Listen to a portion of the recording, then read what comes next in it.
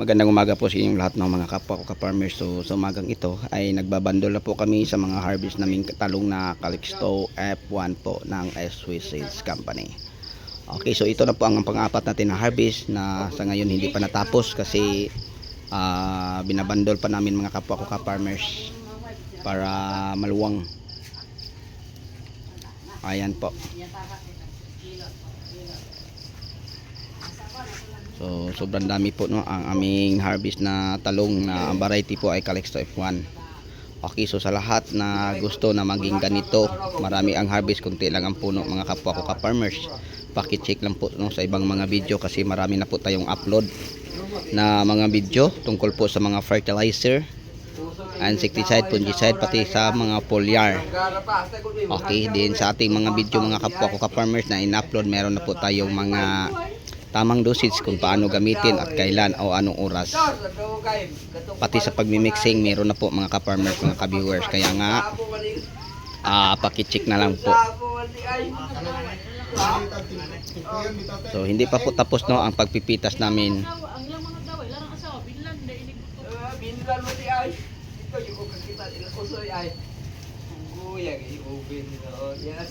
Pagka gitu dia asalkan kilit kanang kapamot na sa dan pamitin na yun ito ba? Oh, dahil mo si Konoy kung sama na ito kasi kasi ngayon na ito.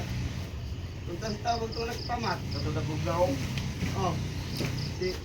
Maganda na po ang presyo ngayon sa talong mga ka-viewers, mga ka-farmers. Medyo tumaas na. Dahil siguro sa ibang lugar walang tigil ang ulan, dito sa amin sobrang init.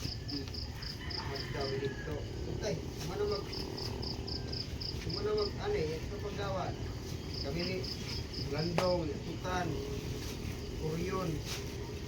Pusok ihagdaw sa mga. So ito po no ang ating mga harvest ngayon.